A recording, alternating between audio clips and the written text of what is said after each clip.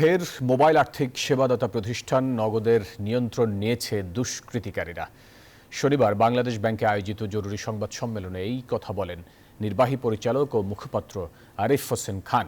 পাশাপাশি অবৈধ পন্থায় নগদে এমডি হিসেবে নিয়োগ দেওয়া হয়েছে এমন এক ব্যক্তিকে, যিনি বিপুল আর্থিক জালিয়াতির অভিযোগে বাংলাদেশ ব্যাংকের দায়ের করা মামলার আসামি। নির্বাহী পরিচালক ও মুখপাত্র আরিফ হোসেন খান বলেন, নগদের আগের বোর্ডে যারা ছিলেন তারা বিপুল আর্থিক অনিয়মে জড়িয়ে পড়েন। যেহেতু প্রতিষ্ঠানটির সঙ্গে কোটি কোটি জনগণের সম্পৃক্ততা আছে এবং শত শত কোটি টাকার আমানত এখানে জড়িত, তাই বাংলাদেশ ব্যাংক সাময়িকভাবে প্রতিষ্ঠানটির দায়িত্ব নেয়। বেআইনিভাবে এমন একজনকে প্রতিষ্ঠানটির সিইও হিসাবে দায়িত্ব দেওয়া হয়েছে, যিনি বাংলাদেশ ব্যাংকের দায়ের করা মামলার আসামি। এসব ব্যক্তিরা অবৈধভাবে ৬৫০ কোটি টাকার ই-মানি তৈরি করেছিল। আমরাও অত্যন্ত আশঙ্কিত যে এই ৪-৫ দিনের মধ্যেও একই ধরনের বা অভিনব কোনো জালিয়াতিও হয়ে গেলে সেটাকে হওয়ার যথেষ্ট আশঙ্কা রয়েছে।